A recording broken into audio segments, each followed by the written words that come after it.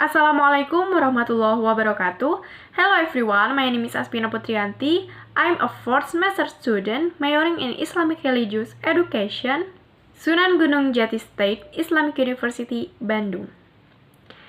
Because I'm from Bandung and maybe some of you are from Bandung, and of course you know Mount Tangkuban Perahu.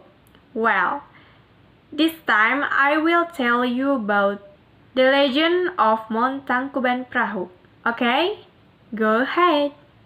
Once upon a time, in West Java, Indonesia, lived a wise king who had a beautiful daughter. Her name was Dayang Sumbi. She liked weaving very much. Once she was weaving a cloth, when one of her tools fell to the ground, she was very tired at the time, so she was too lazy to take it. Then she just shouted out loud, "Anybody there? Bring me my tool. I will give you a special present. If you are female, I will consider you as my sister. If you are male, I will marry you." Suddenly, a male dog, its name was Tumang, came. He brought her the falling tool. Dayang Sumbi was very surprised. She regretted her words, but she could not deny it. So she had to marry Tumang and leave her father. Then they lived in a small village. Several months later, they had a son. His name was Sangkuriang. He was a handsome and healthy boy. Sangkuriang liked hunting very much.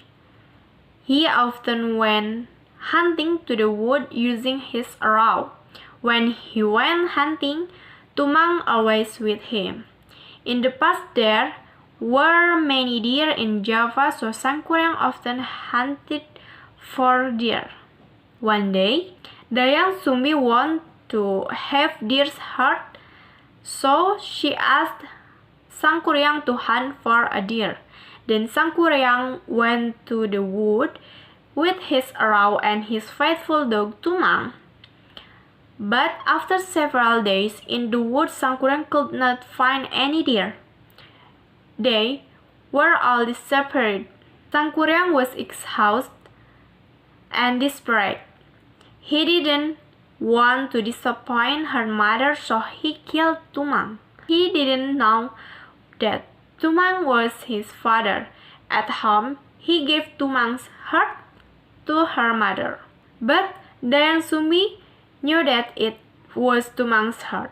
She was so angry that she could not control her emotion.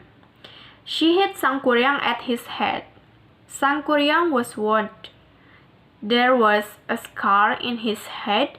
She also repelled her son. Sangkuriang left her mother in sadness. Many years passed, and Sangkuriang became a strong young man. He wandered everywhere. One day, he arrived at his own village, but he didn't realize it. There he met Dayang Sumbi. At the time, Dayang Sumbi was given eternal beauty by God, so she stayed young forever. Both of them didn't know each other, so they fell in love and then they decided to marry. But then Dayang Sumbi recognized a scar on his Sangkuriang head. She knew that Sangkuriang was his son. It was impossible for them to marry. She told him, but he didn't believe her. He wished that they marry son. So Dayang Sumbi gave a very difficult condition. She wanted Sangkuriang to build a lake and a boat in one night. She said she needed that for honeymoon.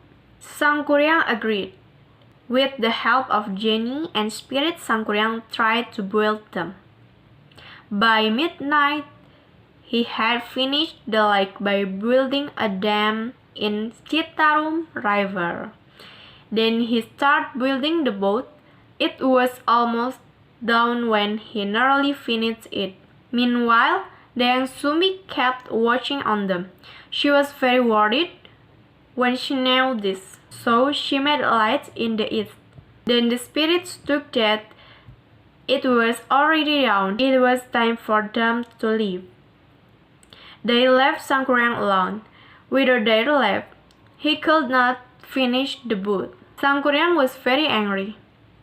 He kicked the boat. Then the boat turned out to be Mount Tangkuban Perahu. It means boat upside down. From a distance, it looks like a boat upside down.